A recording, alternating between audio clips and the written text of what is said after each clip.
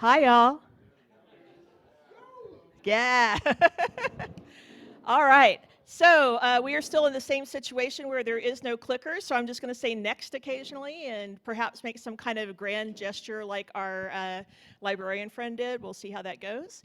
But today I wanted to take a little time to talk with you about a song that is still seasonally appropriate because I believe we're on day 5 of Christmas if you count it, in the classic way.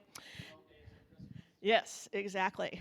So I think we're still well within the Christmas season, and it felt like a good time to talk about a fairy tale of New York.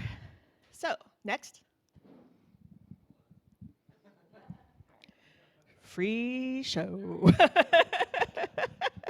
All right. So, how many of you know who this gentleman is?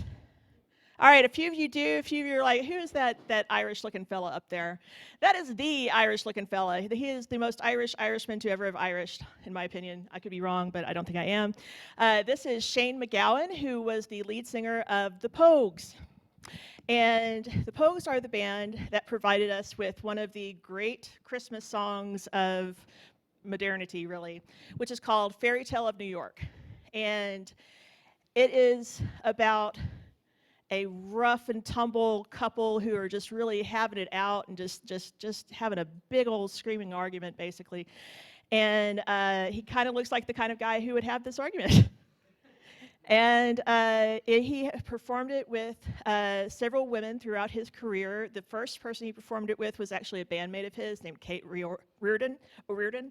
And he also performed it with Kirsty MacColl, who is just a fantastic Irish folk singer who had kind of a tragic end to her life, but boy, she had a great life while she was living it. And he also actually performed it with this next person, Sinead O'Connor, who also passed away this year. And I think I may have whiffed it a little bit by not mentioning that Shane MacGowan died on November 30th, right as the onslaught of Christmas music was about to go into full force this year. And when we're talking about Fairytale of New York, it's interesting to me that some people have not heard it because it is such an omnipresent song in my social circles. We're having some quirky audio stuff tonight, so I wasn't really confident in trying to cue it up, but if you haven't heard it before, I urge you to immediately go and find it and listen to it, but just brace yourself for some language. It's got some spicy sausage in there. So let's go to our next slide. Now, typically when we're talking about Christmas and quote-unquote winter holiday music, we're talking about religious compositions, and some of them may have some borrowed compositions, some of them may be translated, and some of them will have original compositions. We'll also have traditional songs, like O Tannenbaum is kind of like a quick, easy example for that one.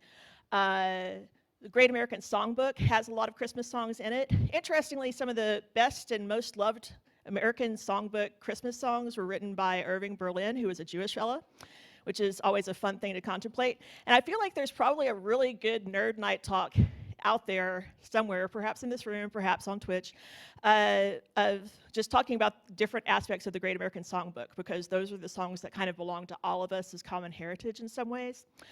But there are a lot of songs in the Great American Songbook that we consider to be Christmas or winter holiday songs. There's also the novelty song, which Grandma got run over by a reindeer is the one that always comes to my mind. I had a cassette single of that as a 7th grader, and I annoyed a lot of people with that thing.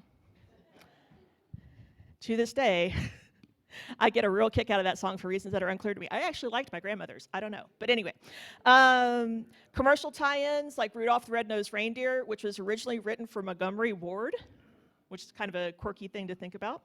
And then there's pop or popular songs that are, ostensibly, perhaps secular or perhaps only like lightly gilded with Christmas, simply having a wonderful Christmas time being a good example of that. Or Blue Christmas, which was popularized by Elvis, although he was not the originator of it.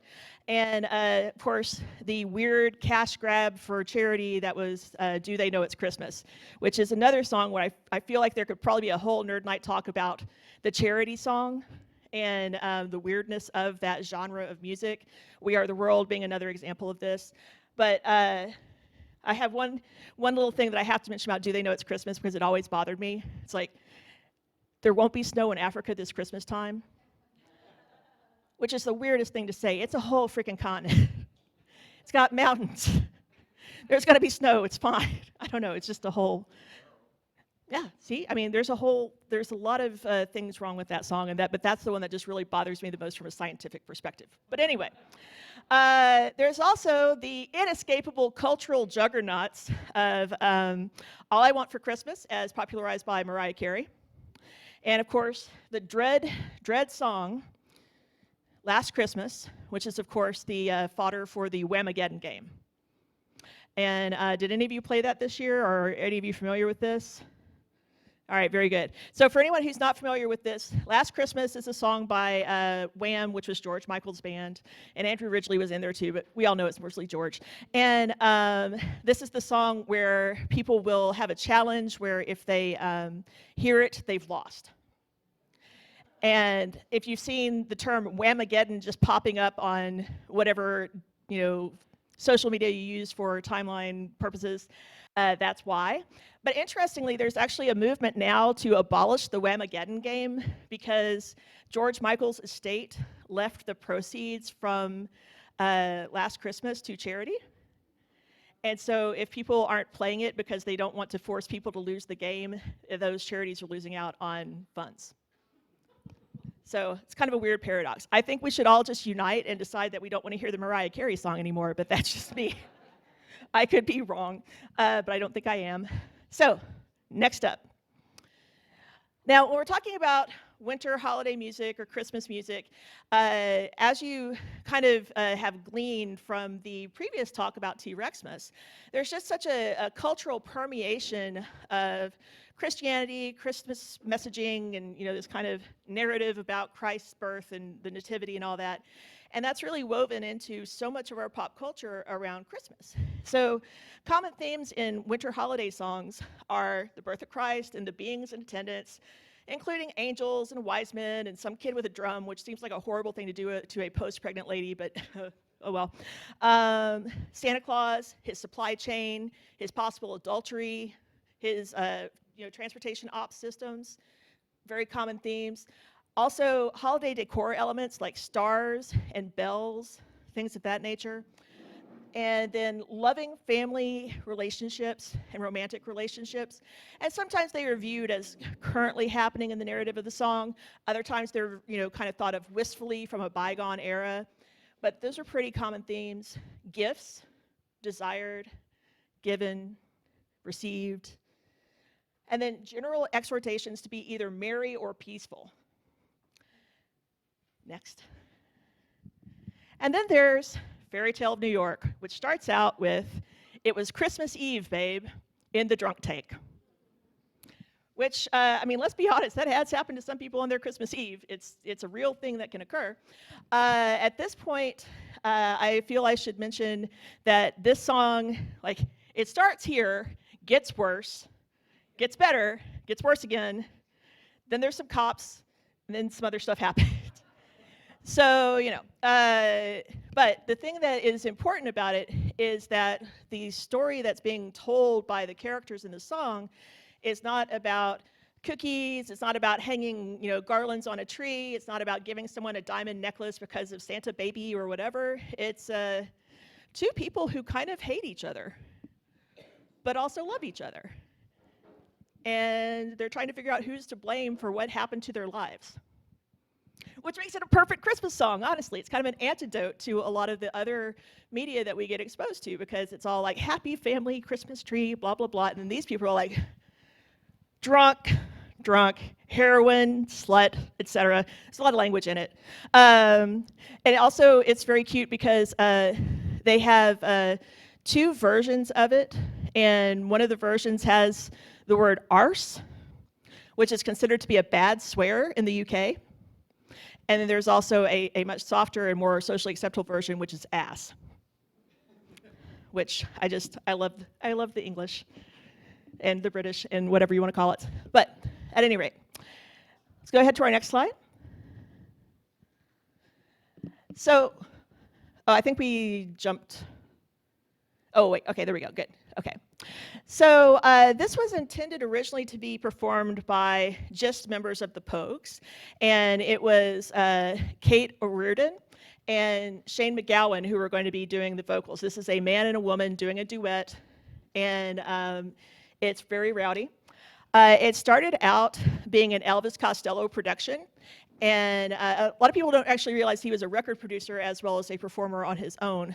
I think in the United States we tend to think of him more as a musician, if we think of him at all. I know it's been a while since he's done a lot of high-profile stuff. But this ended up being a Steve Lillywhite production about 3 years after getting kicked around a little bit. The now iconic vocals by Kirsty MacColl were actually originally just placeholders. She just recorded them to give Steve Lillywhite an idea of what a woman's voice would sound like against Shane's voice. And then it was released as a single in 1987. And it was kept from being the #1 song in the UK by the Pet Shop Boys cover of Willie Nelson's Always on My Mind. There's going to be a coda to that in a moment. So when it was released on a full album, it was put out on If I Should Fall from Grace with God, which was released in 1988. And that's actually how I became acquainted with it, because you know those Columbia House records where you would like send them like a penny and they would send you like 8 cassettes? Y'all remember that? This is one of my 8 cassettes. So I don't know, I read a review of it in Spin magazine, thought it sounded cool. So, and I was right. So go ahead, next slide. Now, this song, supposedly, according to Shane McGowan, this song was written as the result of a bet with Elvis Costello that Shane could not write a successful Christmas song, which is hilarious because this peaked at #2 on the UK charts in 1987, just a few weeks after its release. But subsequently, year over year, it's earned somewhere between 400 and 500,000 pounds per year in royalties, consistently for like 26 years now, 36 years. So it's, I think it was commercially successful. I think Elvis lost that bet. Next up. As I mentioned before, there is some iffy language in the song, and I think we might try to play it after the talk for anybody who hasn't heard it, but I also didn't want to subject people to the language if they were uncomfortable with it. One of the things that's kind of interesting is that this was released in the late 80s, where people had different sensibilities, and moreover, it's intended to kind of portray the kind of dialogue that two drunk malcontents would have at each other in the 1940s. The style of dialogue between them is intended to be kind of like the snappy, almost musical style dialogue, but these people hate each other, they're not being cheerful about Oklahoma or whatever. So in 2020, about 23 years after the release, excuse me, math is hard, 33 years after the release, Radio 1 requested some changes, and they removed the F slur from the lyrics and replaced it with "you're cheap and you're haggard," which scans okay for the purposes of the rhyme and probably made it easier to play for people who would have been bothered by hearing that terminology. But it's just kind of interesting that the band was very willing to make that change. They didn't see a problem with it. They're like, you know, things have changed over time. We wrote it like this because of the circumstances at the time, but things have changed, so now we changed the song, which is a really chill response. Honestly, a lot of times I think that people would be like, no, how dare you, freedom of speech, blah, blah, blah. And, you know, that's true, but it's also true that sometimes things change and works can change with them. And the fact that the author of the work thought that this was a suitable thing to do is really nice. So I just thought it was kind of interesting. However, I have looked and looked and looked and looked, and I have never seen a karaoke version with the updated lyrics, which is... Yes, it does. Yeah, for people who are kind of wondering, like, what is she going on about the F slur? It's like, well, in the UK, it's an F word that is sometimes used for cigarettes, but also sometimes used for people who are guys who are attracted to guys. And the language has moved on, and the culture has moved on. And the Pogues moved on, but the karaoke Pogues did not. So, kind of a drag, but at any rate. With that being said, let's go up to the next. Also, since tonight has been a technical challenge, I didn't feel confident about trying to show you the video, but I highly recommend you try to watch the video because it's like if some drunk Irish people tried to kind of make It's a Wonderful Life, and they had some police officers with drums and stuff, then that's what the video would be. And this was back in the 80s where it was like, you know what would be really cool if we spun around holding the camera. And that was like, you know, top-notch production, MTV at its finest. But highly recommend you give that a watch. I will also say there's some fun trivia about this. Starts out with shots of Shane MacGowan sitting at a piano and hands that look like his playing a piano, but they took his rings and his jacket off and gave them to the pianist to wear for the video, and then took them back, you know, after he needed them to be seen on camera again.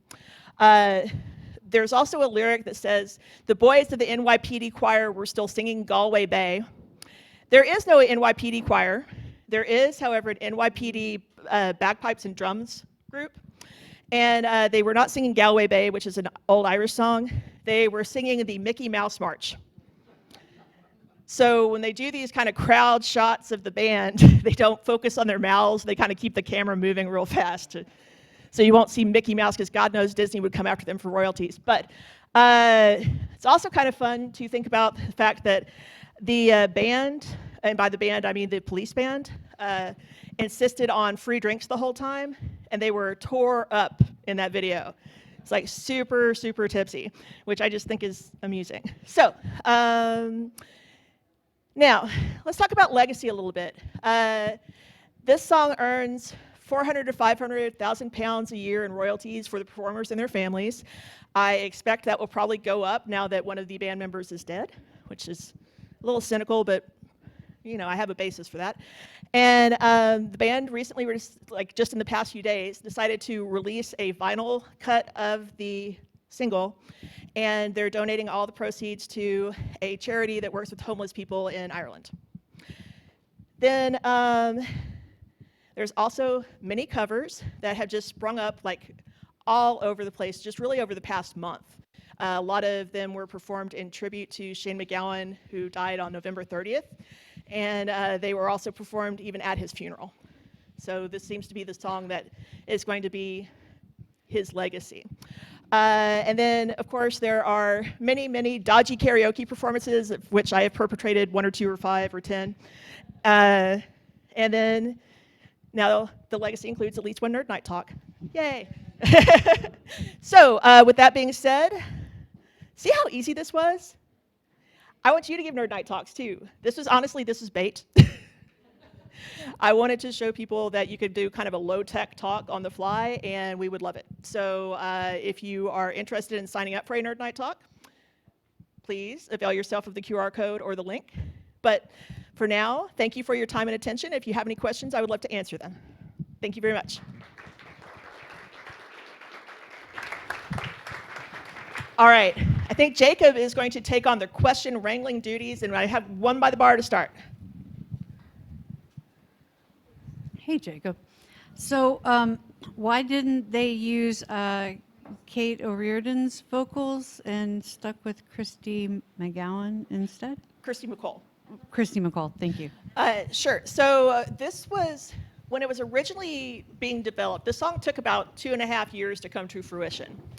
And when they were first working on it with Kate and Shane, it just didn't gel. The chemistry wasn't there. This is a very chemistry-heavy song, so just didn't work.